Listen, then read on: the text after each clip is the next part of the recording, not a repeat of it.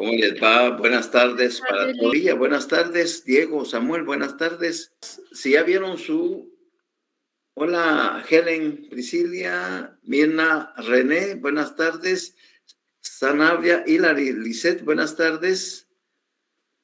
Si ya vieron su Classroom, ya se le subió la hoja de trabajo 4, que se refiere a la interposición del amparo. Y como tal, pues tendrá sus 30 preguntitas y que comprende única y exclusivamente los artículos del 19 al 26. Poquito a poquito vamos avanzando en esas hojas de trabajo. Espero que la gran mayoría de ustedes ya tenga en sus manos la ley. Por favor, si alguien no la ha adquirido, que no se pase este fin de semana o traten de ver cómo hacen con sus compañeros para que les apoyen, pero no se vayan quedando atrás, porque si se dan cuenta, la próxima semana, el 1, 2, 3, 4 y 5, hay exámenes de retrasadas, exámenes de recuperación. Por supuesto que si es de la jornada vespertina, va a ser un horario de las 5 de la tarde, y si es de jornada nocturna, pues será a las 8 de la noche. No pueden accesar o generar una boleta de pago porque el data center no funciona todavía en la universidad. Entonces, lo único que tienen que hacer es ver el link de la clase del profesor a la cual se van a examinar y se deben de examinar. Por favor. El profesor no va a publicar notas hasta que ya el proceso esté arreglado y entonces a ustedes les generen esa boleta. Es inmediatamente pagando y al día siguiente pues se subirán las notas a la página de siempre, ¿verdad? Pero por si tienen alguna duda, pues no vacilen en que deben de examinarse. Deben de examinarse en el horario, en la clase, en el link o en el código que se les ha asignado al respecto.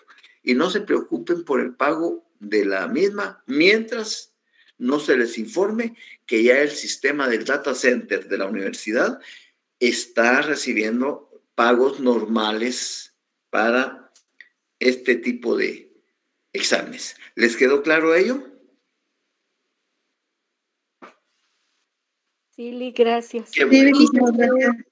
Qué bueno, qué bueno. Muy bien. Avancemos entonces en lo que podamos. Me parece que ya casi vamos concluyendo esta fase de la defensa de la Constitución. Todavía se nos irán las 2 clases de la otra semana, pero me parece que a finales de semana de la próxima semana estaré subiéndoles la segunda comprobación de lectura, que son las incidencias procesales del amparo, pero cuando ustedes la bajen y la tengan en sus manos, les va a dar risa, porque ustedes ya van a ser doctores en amparo, pues, ¿ya? Silvana, ¿qué ibas a decir, Silvana? ¿No? Bueno, sigamos, pues. Francisca Rosalinda, dime. Licenciado, buenas tardes. Buenas tardes. Yo tengo todavía una duda. Un amparo solo se puede presentar ante una entidad pública, ¿cierto? Ante una entidad pública. Sí, o sea, contra por ejemplo, una municipalidad o algún ente público. No puede ser ante alguien privado.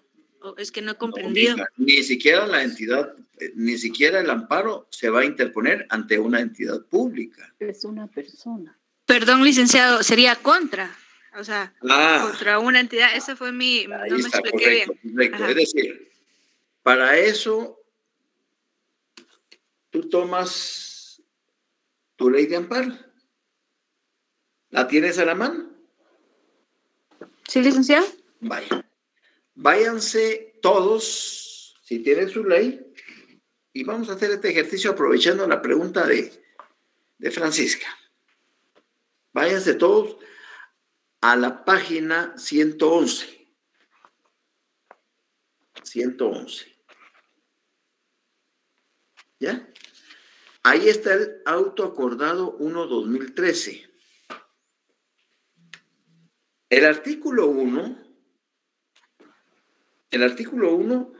habla de la competencia que tiene la Corte de Constitucionalidad en contra, para conocer amparos, en contra de, puede ser el Pleno, la Junta Directiva, su presidente, la Comisión Permanente, los bloques legislativos, las comisiones de trabajo, cada uno de los diputados, todo el Congreso de la República. El único tribunal competente para conocer en materia de amparo es la Corte de Constitucionalidad en única instancia. Y cuando es en única instancia, se presentan 12 copias, no solo del memorial del proceso inicial, sino de todos los documentos que se van a aportar como medios probatorios. El literal B dice, la Corte Suprema de Justicia, su presidente... Disculpe, ¿en qué página dijo? Bueno, en mi 111. Gracias, Lick, disculpe. ¿Cómo no? No sé si la nueva reimpresión a la sexta también está en la 111. Sí, licenciado. Ahí está. Muchas gracias. Bueno, la Corte, literal, la Corte Suprema de Justicia, su presidente, sus cámaras, así como cada uno, o sea, todo lo que tenga que ver con el organismo judicial, es la Corte de Constitucionalidad el único tribunal competente para conocerlo en una única instancia, acompañando 12 copias según la ley. Y literal C, contra el presidente o el vicepresidente de la República. Solo en amparo sobre esos 3 organismos del Estado tiene competencia la Corte de Constitucionalidad en una única instancia, acompañando 12 copias del memorial inicial de la acción de amparo y 12 copias de cada uno de los medios probatorios que señala el artículo 128 del Código Procesal Civil y Mercantil. ¿Cuáles son esos? Hablémoslos, toquémoslos de una vez, porque después se nos va la baranda, ¿verdad? Aquí está. Muy bien. Entonces, el artículo 128. Ahí van haciendo ustedes sus telas de araña. Medios de prueba. Código Procesal Civil y Mercantil, artículo 128. Son medios de prueba la declaración de las partes, la declaración de testigos, el dictamen de expertos, el reconocimiento judicial, los documentos, los medios científicos de prueba y las presunciones. Eso es aplicable a cualquier caso. ¿Ya? Bueno, sigamos. Ahora vayamos al artículo 2. Esta es competencia de la Corte Suprema de Justicia. Es decir, el Pleno de la Corte Suprema de Justicia en materia de amparos va a tener competencia sobre todos los amparos aquí ya es en primera instancia. Allá, en la Corte de Constitucionalidad era en única instancia. Acá no. Acá es en primera instancia, porque en Guatemala hay 2 instancias. Y como es ante la Corte Suprema de Justicia y el fallo de la Corte Suprema de Justicia, yo no estoy de acuerdo, lo puedo apelar. El 128 del Código Procesal Civil y Mercantil, Brian.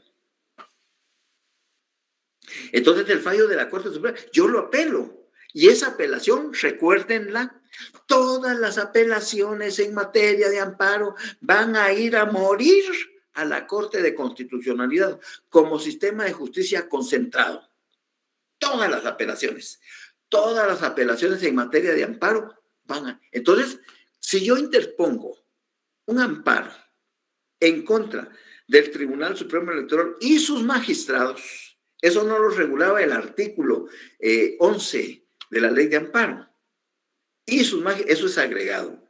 Los ministros de Estado, viceministros, cuando actúen como encargados del despacho, el procurador de los derechos humanos, esto no estaba en la ley vieja, en la Ley de Amparo.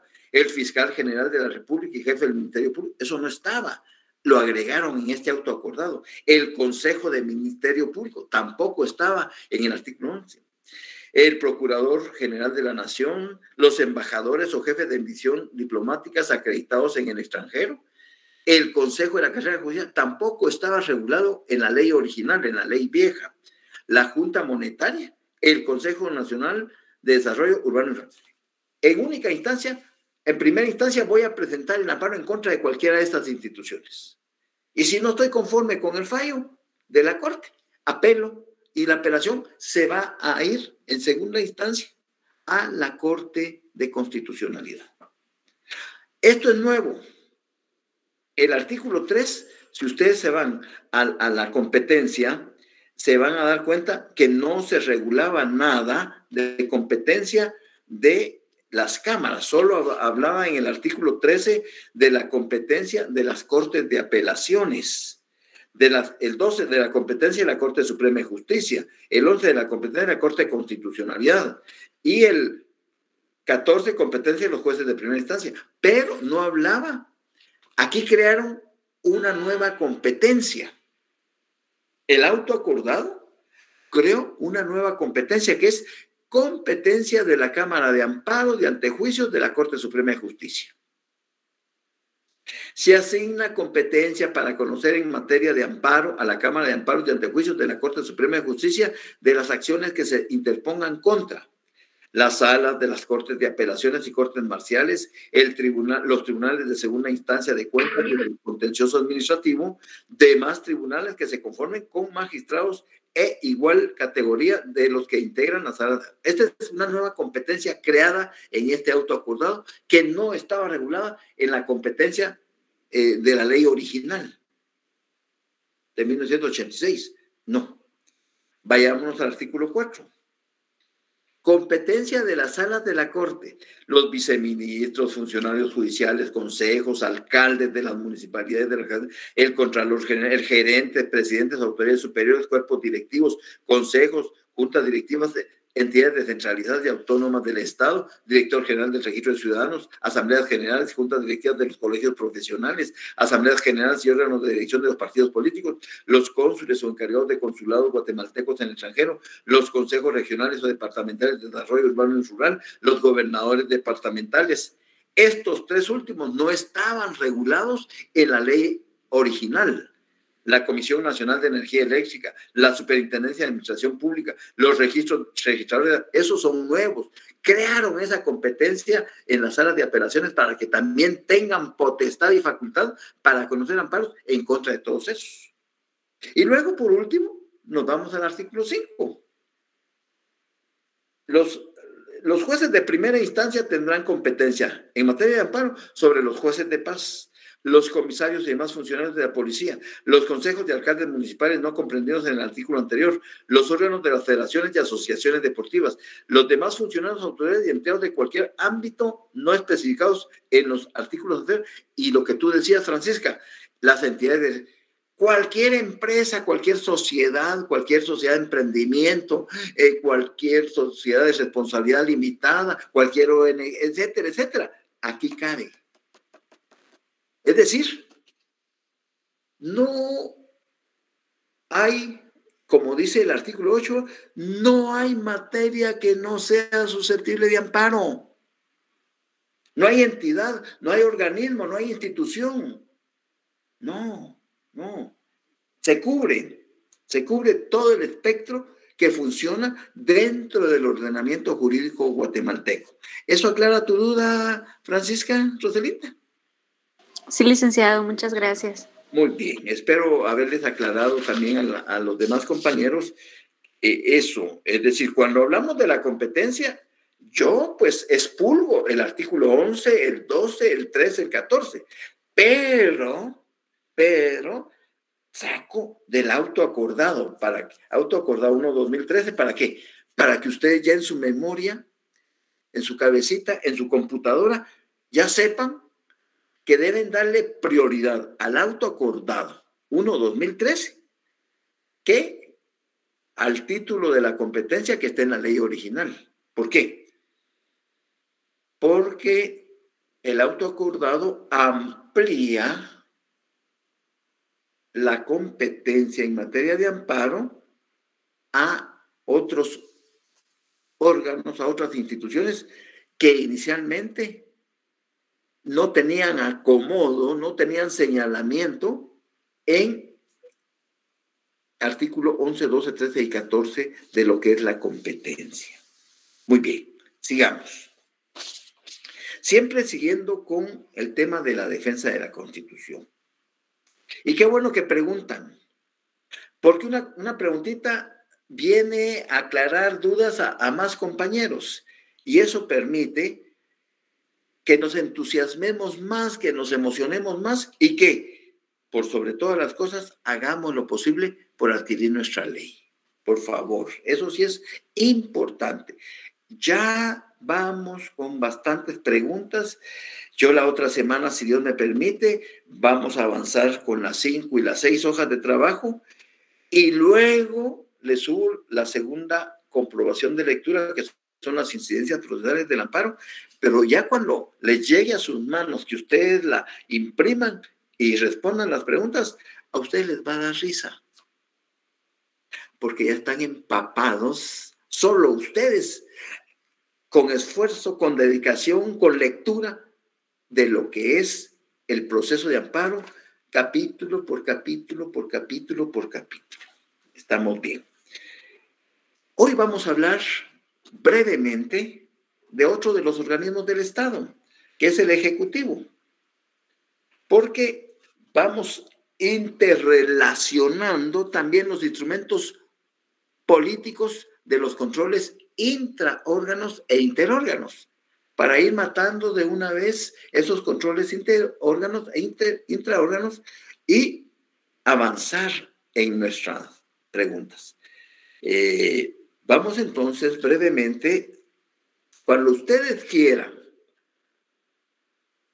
ubicar constitucionalmente lo relacionado al organismo ejecutivo, anótenlo por favor. Lo deben de encontrar del artículo 182 al 202. Son solo 20 artículos los que en la Constitución regulan todo el funcionamiento del organismo ejecutivo. Por supuesto, quieren profundizar un poquito más. ¿Cómo no, Manuel González? Con mucho gusto. Del artículo 182 al 202. Y si quieren profundizar un poquito más sobre el Ejecutivo, por supuesto que deben de tener la ley orgánica del organismo judicial.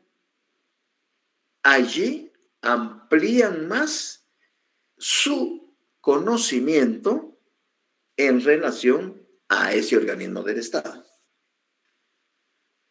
Como ustedes saben, el artículo 182 indica que el presidente de la República es el jefe del Estado de Guatemala y ejerce las funciones del organismo ejecutivo. Ahí sí que por mandato del pueblo, porque lo elegimos en una convocatoria a elecciones por medio del sufragio universal, cuyo voto es personal, único, secreto, etcétera, etcétera. Regularmente el presidente siempre debe de actuar con sus ministros de Estado conjunta o separadamente. Si es en materia de salud y la pandemia, pues se va a abocar más que todo al ministro de Salud Pública y Asistencia Social y al ministro de Gobernación, que es el encargado de la seguridad interna del país. Por eso es que todos los decretos, todos los acuerdos, todos los reglamentos en materia de salud que van dirigidas a todo el territorio nacional, pues van a ir firmadas por el presidente y refrendadas por el ministro de Salud y refrendadas por el ministro de Gobernación, para que tengan validez. Aquí dice el segundo párrafo: el presidente de la República actuará siempre con los ministros en consejo o separadamente con uno o más de ellos. Es el comandante general del ejército, representa la unidad nacional, entre comillas, y deberá velar, esto por supuesto que no se cumple, y deberá velar por los intereses de toda la población de la República. Eso es una falacia porque de por sí él es mitómano. El presidente es un mitómano. ¿Y qué es un mitómano? Es un trastorno de creerse verdades que no son ciertas o mentiras que las hace verdaderas. En eso consiste el ser mitómano, ¿ya? Entonces, él, al igual que está leyendo una propaganda de Roberto Artú, él es un mitómano, aparte de drogo, pues es un mitómano, ¿verdad? O sea, él habla verdades y cree verdades y dice verdades que solo en su cerebro las cree, pero la realidad es totalmente diferente. Aparte de adicto, sí, por eso dije drogo, ¿verdad? Porque sí es... bueno, y aparte de eso, el partido que lo está postulando es de aquel que fue ministro de Comunicaciones en el tiempo de Otto Pérez Molina, del que está ligado al proceso, ¿cómo se llama Sinibaldi. Él es el dueño del partido y él es que tras bambalinas está manejando los hilos para que este señor pobre ya se sienta el ungido presidente de Guatemala, porque él no vamos a pagar energía eléctrica por 10 años, ¿se imaginan ustedes? Eso ni él se lo cree, pues, ¿ya? Pero sigamos, nosotros quiénes somos, ¿ya? Simple y sencillamente tenemos que comentar, pues, porque también la clase tiene que ver con el qué hacer diario, cotidiano, ¿ya? El presidente de la República, juntamente con el vicepresidente, los ministros, viceministros y demás funcionarios dependientes, integran el organismo ejecutivo y tienen vedado favorecer a partido político alguno. ¿Ya? Claro que eso no se cumple. Ya les encargo que voten por aquel. Miren, les encargo que voten. Eso no se cumple, ¿ya? Las funciones del presidente, solo les voy a mencionar 2, porque las demás ustedes las pueden leer y no nos vamos a enfrascar en cosas que no. 1, la A, que me parece muy importante y que no se cumple, cumplir y hacer cumplir la Constitución y las leyes. Pero sin comentarios, sin comentarios. 3 les voy a mencionar. 3 les voy a mencionar. Esta es una de las funciones del presidente de la República. Otra es, esta sí es importante, porque aquí ya entramos a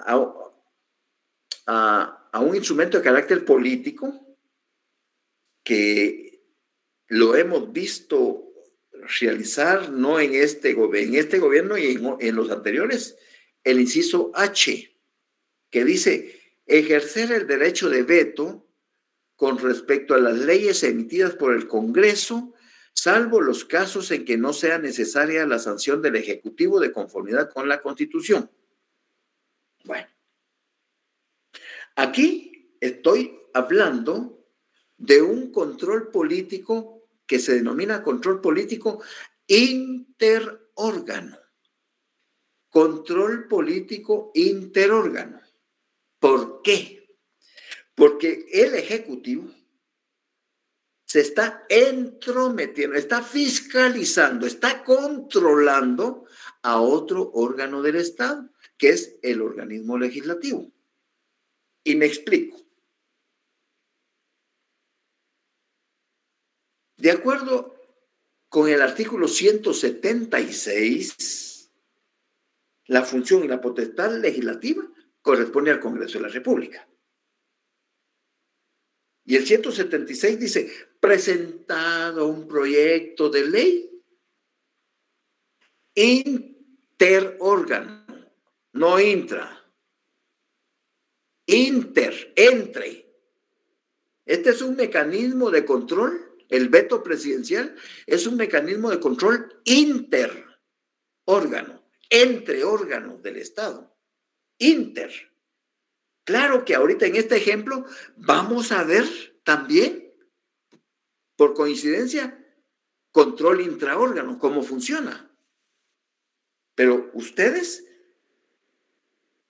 tienen que tener claridad cuando hay un control político intraórgano. Intraórgano es cuando el control político se da adentro del propio órgano, adentro, se dan los controles políticos. Adentro del propio órgano, no sale del órgano. Y la función de ese control intraórgano es depurar, es aclarar, es tratar de cometer los menos errores posibles al momento del qué hacer. Regreso al artículo 176. Ustedes tienen su constitución ahí. Subrayenla. Yo solo se los sintetizo. Presentado un proyecto de ley, se pondrá a discusión en 3 sesiones diferentes. Ahí hay control intraórgano. Ahí hay control intraórgano. Porque esa es una votación, se le denomina votación calificada. ¿Por qué? Presentado un proyecto de ley, se va a poner en discusión en 3 sesiones diferentes. En la primera sesión, comienzan a discutir los artículos de la nueva ley. Y esa nueva ley lleva lagunas, vicios, errores, etcétera, etcétera. Va hecha lata la ley, pero pasó en primera lectura. A la semana, a los 15 días, al mes, a los 2 meses, qué sé yo, cuando se dé la segunda lectura, se supone que los errores, los vicios consentidos en la primera lectura, las lagunas que se dejaron pasar en la primera, se van a subsanar con esta segunda lectura. Es control intra, control adentro del propio órgano, control adentro del propio órgano. Y luego, dice el artículo 113, y no se podrá aprobar hasta que esté suficientemente discutida en la tercera lectura. Todavía en la segunda se consintieron errores, se cometieron lagunas, vicios, etcétera. Pero en la tercera lectura, que va a ser 8 días, 15 días, al día siguiente, 6 meses después, no importa. Y como va a ser la lectura de artículo por artículo, esa es, no, mija, no, 176. En el 172 habla de una mayoría calificada, es decir, que hay ciertos aspectos constitucionales que exigen no la mayoría absoluta para ser aprobados por el Congreso. Mayoría absoluta, mitad más 1. Pero en este mismo artículo 176 Al final dice, se exceptúan los casos de urgencia nacional en el cual el Congreso deberá de aprobarlos en una sola lectura con voto favorable de las 2/3 partes del total de diputados que lo integran. Ahí hay una mayoría calificada. Porque el artículo 172, leámoslo para que te quede muy claro, dice, aprobar antes de su ratificación con el voto de las 2/3 partes del total de diputados que integran el Congreso los tratados, convenios o cualquier arreglo internacional cuando se refieran al pleno. Entonces, esa mayoría calificada se va a aplicar en el 176, último párrafo, cuando dice, subráyalo ahí, mija, de otro color.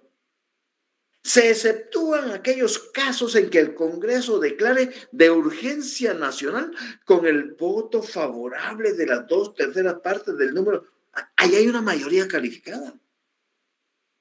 Es una exigencia de este artículo, porque si no se consiguen los 107 votos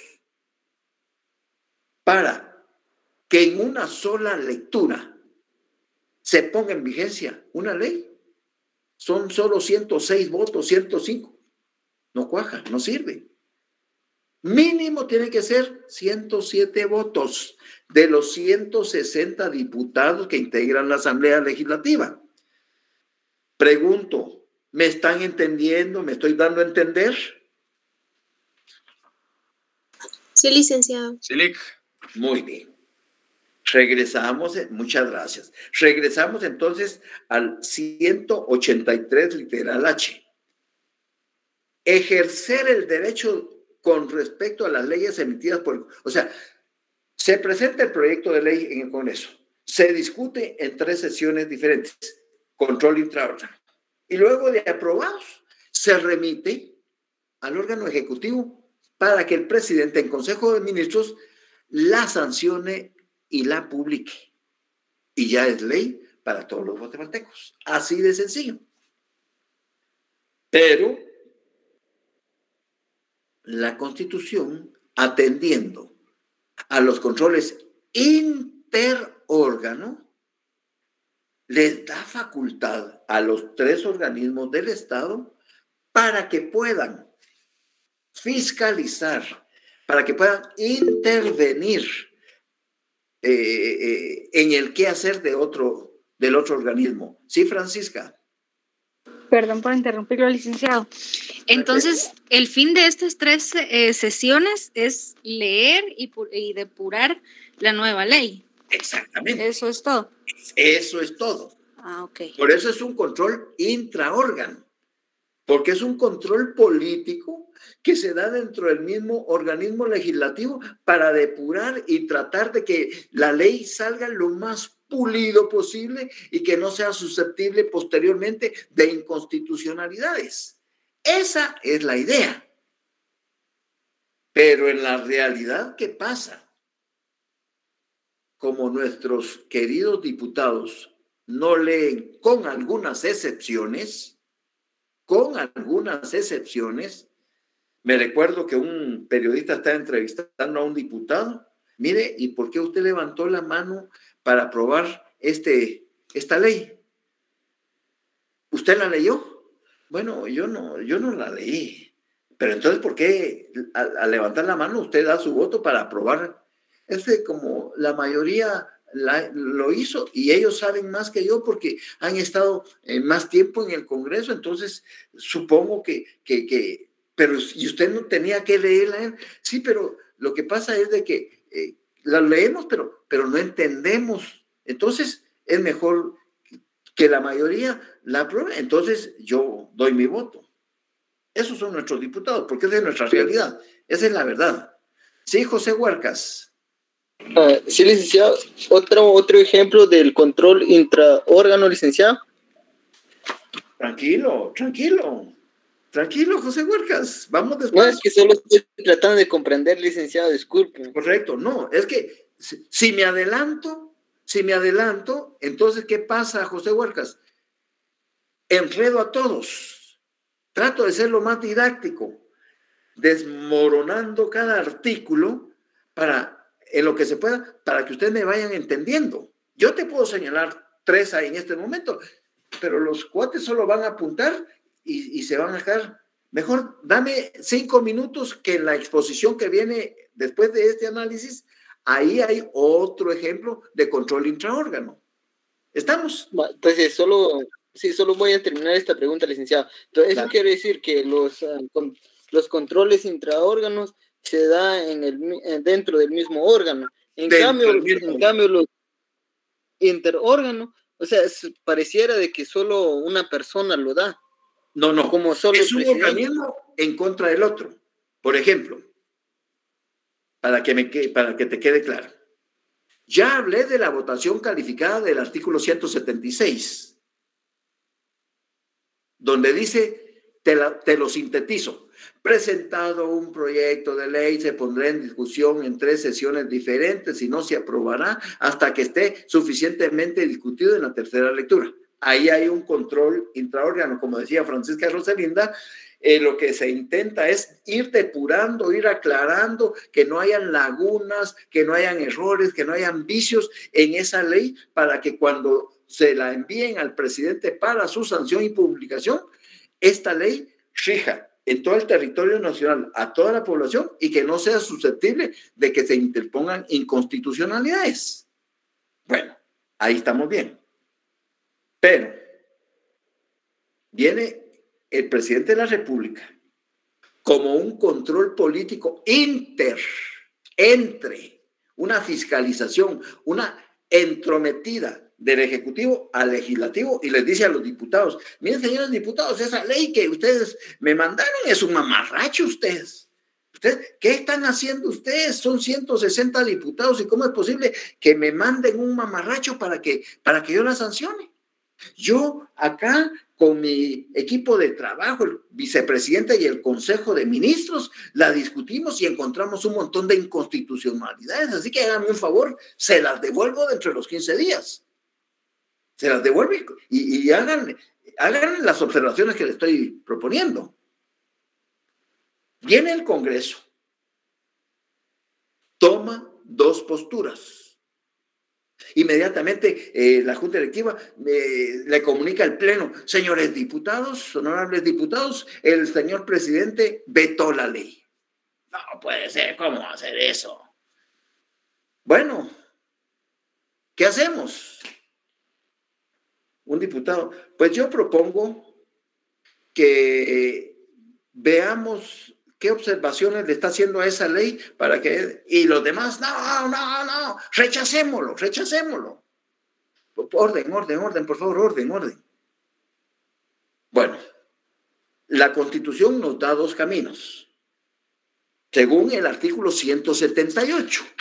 Según el artículo 178, en el párrafo segundo, dice: si el Ejecutivo no devolviera el decreto, bueno, entonces dice, al principio, dentro de los 15 días de recibido el decreto y previo acuerdo tomado en Consejo de Ministros, el presidente de la República podrá devolverlo al Congreso con las observaciones que estime pertinentes en el ejercicio de su derecho de veto. Ese es control interórgano. ¿Por qué?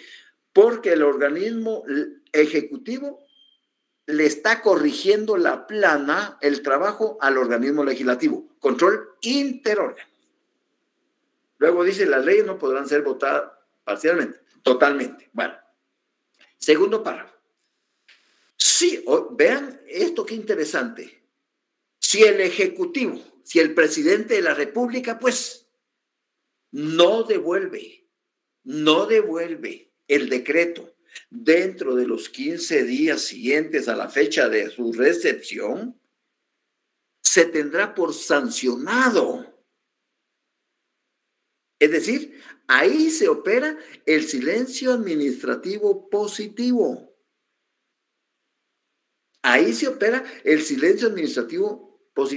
¿Por qué razón? El presidente, después de haberlo recibido, comienzan a correrle 15 días para vetarlo, devolverlo al Congreso. Pero no lo veta y no lo sanciona. ni lo publica. Pasan 20 días, pasan 25 días, ni lo vetó, ni lo sancionó, ni lo publicó. El Congreso, miren, ¿qué poder soberano le da la Constitución al Congreso? Y el Congreso, la Constitución le dice, si el Ejecutivo no devolviera el decreto dentro de los 15 días siguientes a la fecha de ley, se tendrá por sancionado. Silencio administrativo positivo. Y el Congreso lo deberá promulgar como ley dentro de los 8 días siguientes. Poder del Congreso. Bueno, esto es una aclaración que nos parte el entusiasmo, aunque ustedes ya saben eso. En caso que el Congreso clausurare sus sesiones antes de que expire el plazo en que pueda ejercitarse el veto, el Ejecutivo deberá devolver el decreto dentro de los primeros 8 días del siguiente periodo de sesiones ordinarias. Les lanzo una pregunta chingüengüenchona a todos y a todas. En caso de que el Congreso clausurare sus sesiones, en el primer periodo de sesiones ordinarias, ¿en qué fecha el Congreso clausura sus sesiones?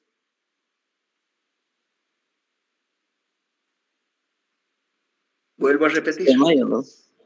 ¿Vale? 15 de mayo es.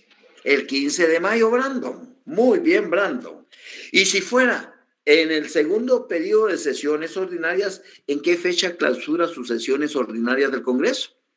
El 30 de noviembre. Muy bien, ya ustedes están listos para irse a desempeñar como futuros diputados al Congreso de la República. Muy bien, ahí no hay problema. Está claro, ¿verdad? Pero sigo. Claro, Nelly, ¿por qué no? Tienes la capacidad y puedes ir a aclararles a los futuros diputados que para ser diputados mínimamente debemos de conocer nuestra Constitución. Mínimamente. Sería una obligación ética conocer la Constitución, artículo por analizarlo, despedazarlo, etcétera, etcétera. Artículo 179, primacía legislativa. Devuelto el decreto al Congreso, la Junta Directiva lo deberá poner en conocimiento del Pleno en la siguiente sesión. Y el Congreso, en un plazo no mayor de 30 días, podrá reconsiderarlo o rechazarlo. Si no fueren aceptadas las razones del veto, es decir, el presidente lo que hizo es una locura, él está fumado. Rechacémoslo, muchachos. Entonces, si el Congreso rechazar el veto, aquí ya exige esa mayoría calificada del 172. Si el Congreso rechazar el veto por las 2/3 partes del total de sus miembros, son 160, se necesitan mínimo 107 votos. Oigan, miren la fuerza de soberanía que tiene el Congreso. El Ejecutivo, cuando rechaza el veto, el Ejecutivo, con las 2/3 partes, el Ejecutivo deberá obligadamente sancionar y promulgar el decreto dentro de los 8 días siguientes de haberlo recibido. Y si no le da la gana al presidente, si el Ejecutivo no lo hiciere, la Junta Directiva del Congreso ordenará su publicación en un plazo que no excederá de 3 días para que surta efectos como ley de la República. Vuelvo a decirles que los señores diputados no saben el poder de soberanía que ejercen sobre el Ejecutivo. Y no logro entender cómo un personaje que representa la unidad nacional y que es el comandante general del ejército y que ejerce el derecho del veto, ¿cómo es posible que ahora, pues, gastándose con nuestra plata, ande felicitando al presidente de Ucrania ofreciéndole que no tenga pena, que aquí en Guatemala pues hay unos caibiles que son bien topados y con los que quiera se los manda para que vayan a defender a Ucrania en contra de Putin. Cuando no hemos resuelto el problema de Tacaná y Tajumulco, o en Sololá, pero en Tacaná y Tajumulco, ustedes saben que son los narcos que están sembrando amapolas de montañas y montañas y se están dando a la muerte ahí. Francisca Roselinda. Solo una pregunta rapidito, Lick. Tengo una confusión con mayoría calificada y 2/3 partes de las votaciones. ¿Es lo mismo? Es lo mismo. Que sería 107. Es lo mismo. Ah, muy bien, Lick. No, gracias. sí, correcto. Bueno, sigamos pues.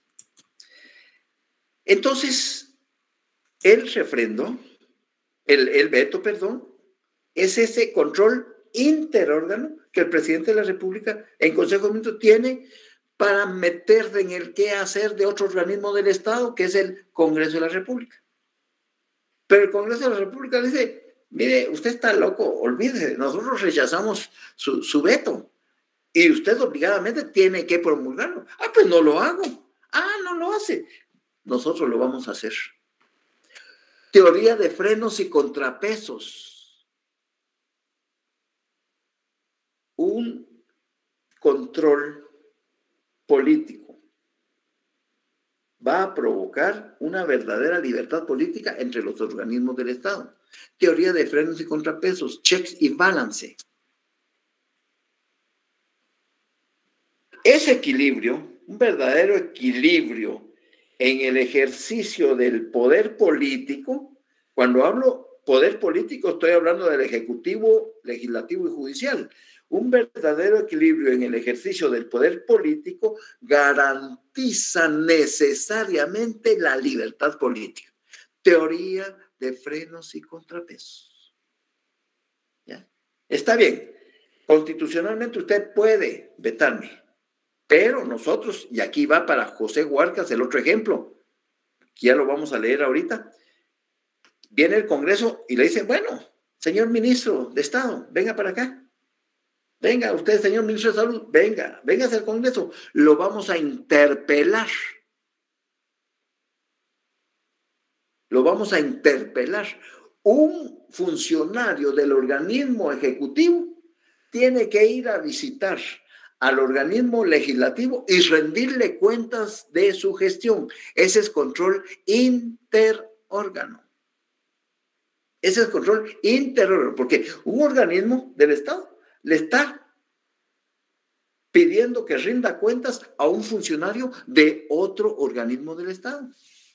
Ese es control interórgano, control entre los órganos del Estado. Alguien me hizo una pregunta que no tuve el tiempo de leerla. Vivian Paola, ¿votación calidad es lo mismo que mayoría? Pues sí, es exactamente lo mismo, no se compliquen. Las 2/3 partes del total de diputados que integran la Asamblea. ¿Ya? Bien. Sigamos entonces. Otro ejemplo del artículo 183. Claro que todas las funciones son importantes, todas son importantes, ¿ya? Pero algo que les puede servir a futuro para que lo tengan presente es este. Siempre del artículo 183, la literal R de la Constitución dice, son funciones del presidente de la República exonerar de multas y recargos a los contribuyentes que hubieran incurrido en ella por no cubrir los impuestos dentro de los términos legales o por actos u omisiones en el orden administrativo. Les voy a poner ejemplos que yo he tenido de la vida real en el ejercicio de la profesión. Regularmente, literal R la utilizo en casos como, por ejemplo,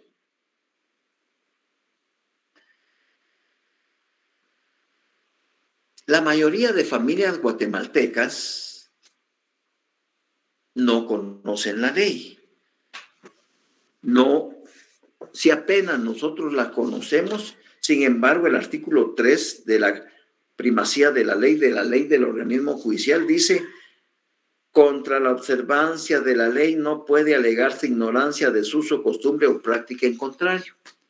¿Y qué pasa en un país como Guatemala, que el 95% de la población no sabe leer y escribir? Desconoce todo el ordenamiento jurídico vigente, el andamiaje jurídico, lo desconoce. Nosotros también lo desconocemos. Yo hay muchas leyes que desconozco. Carlos Pérez, por favor. Licenciado, muy buenas tardes. Buenas tardes. ¿Usted considera que en otros países del primer mundo que le llaman, la gente sí conoce toda la ley, licenciado? Por supuesto que no, Carlos, pero lo que pasa es que no las conoce. Claro que no. Si son países del primer mundo, hay muchos pobladores que no las conocen, pero sí las respetan. Esa es la diferencia. No las conocen, pero sí las respetan. ¿Ya? Es decir, si hablamos, por decir algo, yo no conozco el Japón, de lo que he leído. Te voy a quitar esto aquí. En Japón, si alguien encontró un celular en una banca de un parque, viene ese japonés y lo lleva a la autoridad, indicándole que encontró en una banca ese celular o cualquier objeto. Y no solo en Japón, en Europa, es decir, en otras palabras, no tocan lo que no es de uno. Uno no toca lo que no es de uno. Es cultura. Por supuesto que yo no me atrevo a decir que en Inglaterra o que en Estados Unidos o que en España. No. Cuando uno viaja a Europa, por lo que me han dicho, hay que tener su tarjeta o los euros, pero en un suspensorio.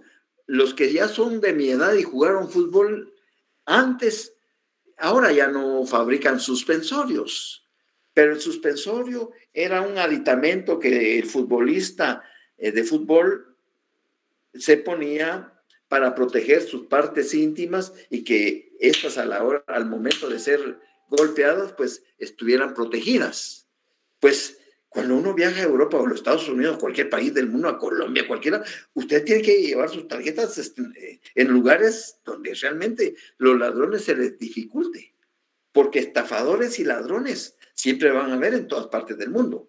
Pero, respondiendo a tu pregunta, en muchos países, Carlos, lo que sucede es que no conocen el contenido de la ley, pero sí la observan y la respetan. Porque la cuestión es cultural. Y lamentablemente acá adolecemos de mucha cultura. Y la cultura, ¿dónde la vas a obtener? Es que los padres, no. La cultura te da lo que lees, lo que viajas, lo que estás conectado con, ¿ya? Los valores, los principios. Eso es cultural. Pero si no tenemos un hábito de lectura, si no estamos constantemente investigando, etcétera, analizando, entonces nuestra cultura es bastante limitada, ¿ya? Y por supuesto las condiciones materiales de vida en que se viven, porque la tentación es enorme. La tentación para todos es tentación, pero se necesita ser muy claro, decir, no, eso es, ahí hay una billetera, ¿va? Pero que se la lleve otro, pero yo sí no la voy a tocar. No toda la población, pero acá, en un país en donde la gran mayoría de la gente del interior no sabe leer y escribir, ¿cómo les obligamos a que no aleguen ignorancia? ¿Ya? ¿Cómo les ponemos aquí que contra la ignorancia de la ley? Y a eso iba. a ponerte este ejemplo antes de que finalice el tiempo. En mi caso, y les menciono la literal R por el ejemplo que les voy a poner a continuación. En muchas familias, o la mayoría de familias, fallece el papá, fallece un hermano, fallece un familiar. Pero este papá o esta madre o este hermano era propietario de algunos bienes inmuebles, de 1, de 2, de 3, por decir algo, y de bienes muebles, algunos vehículos, algunas cuentas, etc. Lo que pasa en nuestro medio. Si es el papá, porque regularmente el machismo, mira, aquí es cuestión cultural, en el interior del país y aquí en la capital también, vamos a comprar como esposos una casa y pongamos la casa a nombre de los dos, como esposos. No, ponela a tu nombre, le dice la esposa, la mujer, ponela a tu nombre mejor. ¿Para qué? Ni 2 veces se pone. Fallece el jefe de la casa, tiene 2 casas. Bueno, comienzan el duelo, etcétera, pero pasa el tiempo. 1 año, pasó 2 años, todavía no se han repuesto de la pérdida, pasan 3 años. Ya como al 4.º año, bueno, ya la mamá cita a sus hijos e hijas y, miren, muchachos, ¿qué vamos a hacer con las casas? Porque esas están a nombre de tu papá. El UCI sigue saliendo a nombre de tu papá. El agua, la luz. ¿Qué hacemos? Pero ya han pasado 4 años. ¿Y qué dice el artículo 37 de la Ley de Herencia, Legados y Donaciones? ¿Qué dice el artículo 37 de la Ley de Herencia, Legados y Donaciones? Más o menos dice lo siguiente. Acaecido el evento del fallecimiento de una persona, cualquier interesado debe, dentro de los 6 primeros meses, si el fallecimiento aconteció en el territorio nacional, o dentro de 1 año, si el fallecimiento aconteció en el extranjero, para que inicie el proceso sucesorio intestado o testamentario. ¿Cuándo hay un proceso sucesorio intestado? Cuando el causante, el fallecido, la persona que se murió, tenía varios bienes a su nombre, registrados en el registro de la propiedad, ya sea de Guatemala o de Quetzaltenango. Y al fallecer, no otorgó testamento, una disposición de última voluntad. Es mi voluntad que, como propietario de la finca A, le quede a mi hija fulana de tal, como propietario de la finca B, a mi hijo, y como propietario de la finca C, a mi hijo tal. Pero a mi esposa le dejo el usufructo vitalicio en la finca A, B y C. Esa es disposición, es testamento, disposición de última voluntad, en donde él personalmente, porque esa es una característica del testamento, que sea personal y esencialmente revocable. ¿Qué quiere decir eso? Hoy ante un notario, dicto mi testamento, pero a los 8 días cambio de parecer. No, yo creo que no me gustó la forma en que distribuí mis bienes y los revoco. Voy con el mismo notario o voy con otro notario y le digo, fíjese que en tal fecha otorgué un testamento, pero no estoy conforme, quiero dejarlo seguir. Ah, con mucho gusto. Se revoca ese testamento y hace un nuevo testamento. Esa es disposición testamentaria. La forma como voy a disponer de mis bienes para después de mi muerte. Mientras que la situación intestada, el proceso intestado, es fallece la persona y no otorgó testamento. Entonces, tienen derecho a suceder, en primer lugar, los hijos. Todos los hijos tienen los mismos derechos. Todos los hijos son iguales ante la ley y tienen los mismos derechos. Así haya tenido con su propia esposa 3 hijos y tuvo 2 con una y tuvo 1 con... Todos los hijos son iguales en dignidad y derechos, tienen los mismos derechos. Pero pasan 3, 4 años. ¿Qué pasa cuando van a iniciar ese proceso? Que ya hay 4 años de multas, recargos, intereses y moras. Y a veces hay procesos que lleva 20 años de fallecido, lleva 30 años de fallecido. Son 30 años de multas, recargos, intereses y moras. En uno de los tantos expedientes que he llevado, un par de minutos y con esto termino, estos 3 hermanos mayores de edad, de origen alemán, vinieron a Guatemala, falleció el papá, falleció la mamá, y el notario, que en paz descanse, que inicialmente, entre comillas, inició el proceso intestado, los tuvo 10 años engañándoles, solo sacándoles plata, y sí, cada vez que llegaban, hacían una acta de erradicación, y a los 6 meses o al año que llegaban, otra acta, y siempre les sacaba, total de que les sacaba, los estafaba. Cuando vieron que pasaron 10 años y no avanzaban en el proceso, pues por medio de otro compañero que ya falleció también, se conectaron conmigo, entonces investigamos y llegué a la triste realidad de decirle, mire, no hay nada. ¡Ah! No, conmigo no se enoje. Conmigo no se enoje. No se enojen, por favor.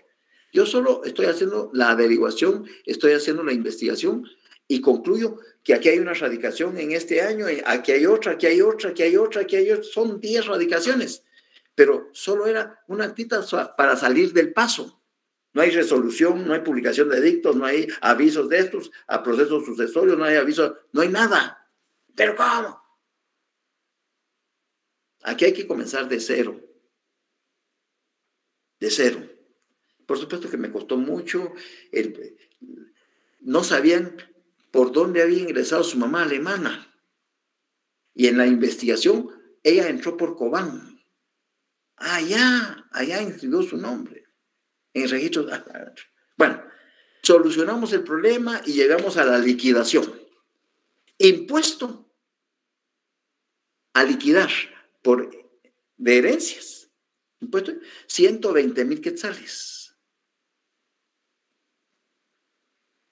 Multa 120,000 quetzales, el 100%. Intereses, recargos, 90, o sea, eran como, entre multas, recargos, intereses y moros, eran como 219,000 los que había que pagar, aparte de los 119,000 del impuesto líquido. Hay una cantidad. ¿Y qué hacemos? Pagar el impuesto. Mire, podemos intentar, según el artículo 183 de la Constitución, literal R, se lo leí, exonerar de multas y recargos a los contribuyentes que hubieran incurrido en ellas por no cubrir los impuestos dentro de los términos legales o por actos u omisiones en el orden administrativo. Pero no les garantizo nada. Yo puedo hacer la petición al presidente de la República, él tiene la facultad de exonerarnos, no el 100%. Puede que nos exonere el 90, el 80, el 70, el 60, el 50, lo que a él le dé la gana. Pues hagámoslo, pues, porque, bueno, nos dirigimos, pagamos previamente, porque es requisito sine qua non, es decir, dentro de los 10 días de que notifican para pagar el impuesto hay que pagarlo, cancelarlo. Y luego ya me reservo, uno le habla ahí a la sección de herencia, mire, me reservo el derecho de solicitar exoneración por medio de un escrito, voy a solicitarle al presidente porque... Y efectivamente nos surtió efectos y nos exoneraron del 90%. De los 210,000 quetzales de intereses, multas, recargos, nos bajaron a 21,000 quetzales. ¿Ya? Se pagaron los 119,000 más los 21,000 quetzales. ¿Ya? Y por supuesto, es importante que ustedes más adelante más adelante, tomen en cuenta esta literal, porque les puede pasar, ya cuando sean profesionales del derecho y todavía no han reformado esta Constitución ni las leyes, pues pueden ponerlas en práctica. Eso era lo que, ahí me voy a quedar, ¿ya? ¿Preguntas, dudas? ¿Les quedó claro lo que les expliqué? Sí, licenciada. Sí, ya todo claro. ¿Hay alguna duda en relación a las hojas de trabajo? ¿Hay algún... ¿Qué, licenciado? Licenciado, La 19 de la hoja 3 dice. por favor. Dice la hoja 3, ¿qué regula el auto acordado 1/2013? La competencia en materia de amparo. Es lo que regula el auto acordado 1/2013. La competencia en materia de amparo. Mario René, ¿quieres preguntar? Hazlo. Es María Lic, y yo tengo la... María René, perdón. De la pregunta 24 de la hoja 3. 24 de la hoja 3. ¿Cuántos magistrados integran la Cámara de Amparo y Antejuicios de la Corte Suprema de Justicia? Quiero respuestas por parte de ustedes. ¿Cuántos magistrados integran? ¿Cuántos? 13 magistrados. 4. En la Cámara Penal hay 4, en la Cámara Civil hay 4 y en la Cámara de Amparo y Antejuicios hay 4. Y el presidente de la Corte Suprema es el presidente de las... Por eso es que son 13 magistrados que integran la Corte Suprema de Justicia, dividida en 4, 4 y 4, más el presidente, que es el presidente de las 3 cámaras. ¿Estamos? ¿Más dudas? A ver, Erika. Buenas tardes, Lic. Tenía duda con la pregunta 17 de la hoja 3. El artículo 17 de la Ley de Amparo, Exhibición Personal y Condena regula lo relacionado con los impedimentos, excusas y recusaciones. Sírvase señalar los artículos que tienen relación con esos preceptos procesales en la ley del organismo judicial. Bueno, ¿tienes la ley del organismo judicial a la mano? ¿Ah? ¿No tienes a la mano la ley del organismo judicial? Son las... ¿Ah? ¿Te vas a los impedimentos, excusas y recusaciones de la LOG a partir del artículo 122? Ahí te habla de impedimentos, son impedimentos, 123 excusas, y luego otras personas, recusación 125, el trámite de la excusa, trámite de los tribunales colegiados, trámite de la recusación, ahí está. Yo los invito a que ustedes hagan esa averiguación también, ¿ya? Gracias, licenciado. Para servirte. Licenciado. De la hoja 3, Sharon. ¿Qué entiende por competencia de tribunales colegiados?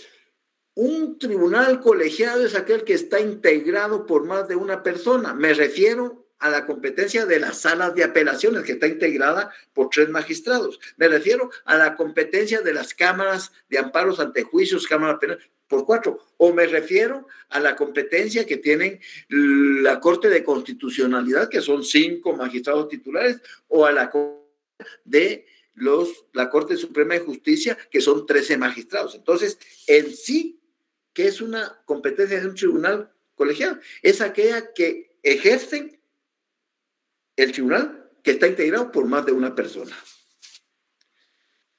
Jefferson. Licenciado, la 26 de la hoja 3. 26 de la hoja 3. ¿Cuántos magistrados integran las Cortes Magistradas? 3. Un presidente y 2 vocales. ¿Ya? Yulicia. ¿Sí? Negli. Tengo una duda en la pregunta 6 y como tanto la 8 de la hoja de trabajo 3. La 6. Ajá, y la 8. La 6 dice, el artículo 3 del auto acordado regula la competencia de la Cámara de Amparo ante Juicio y de la Corte. ¿La ley original regulaba dicha competencia? No la regulaba, por supuesto, no la regulaba. La 8. En consecuencia, ¿cuál es la competencia de la Cámara de Amparo y Antejuicio de la Corte Suprema de Justicia? Según el artículo 3. Entonces, ahí ya te vas al artículo 3 y ahí te dice cuál es la competencia. Te vas al a la página 111 y en la 112, 13, dice competencia de la Cámara de Ante. ¿Tenés esta ley para comenzar? Sí, Lic. Vaya. En la página 113, ahí está la competencia en el artículo 3.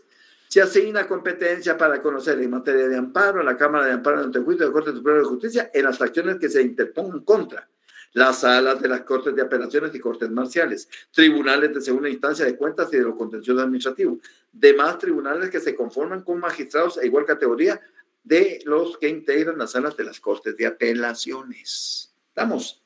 ¿Alguna otra duda? La 10, esta me está complicando un poco. Realice un estudio comparativo.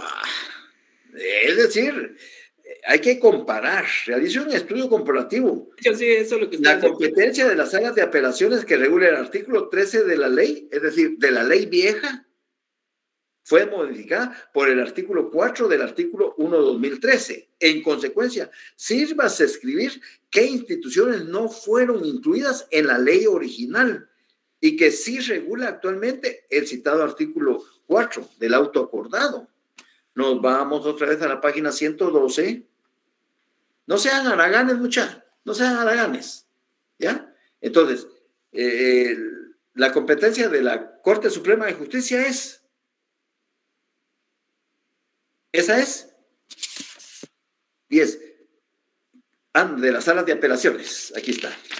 Entonces, las instituciones que no fueron originalmente contempladas fue la LMN, Comisión Nacional de Energía Eléctrica, los superintendentes de la Administración Pública, los registradores de la propiedad. Esos no fueron incluidos originalmente.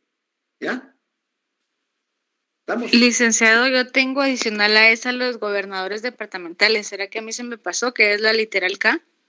La literal. Yo también tengo esa. Los gobernadores departamentales. Vayámonos entonces a la competencia original. Puede que se me haya ido. Acuérdense que vamos a ver salas de apelaciones. Vamos a ver. No, ahí estaba. En el J, ahí dice los consejos regionales o departamentales de desarrollo urbano rural y los gobernadores. O sea, sí lo contemplaba la ley original. ¿Ya? Esa era una duda que yo tengo, licenciado, porque, por ejemplo, en la otra solo dice gobernadores departamentales. Correcto. Entonces, y hay varias que sí tienen, digamos, que incluyen esa más otras.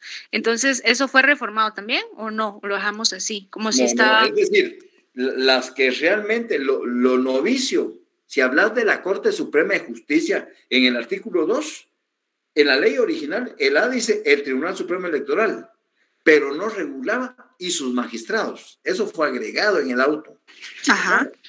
En la D, el Fiscal General de la República y jefe del Ministerio. Eso fue agregado. El Consejo del Ministerio Público. Eso fue agregado en el auto. El Consejo de la Carrera Judicial. Eso fue agregado en el auto. Ok, gracias. Tenía esa duda. Bueno, un abrazo, muchachos. Me voy a descansar.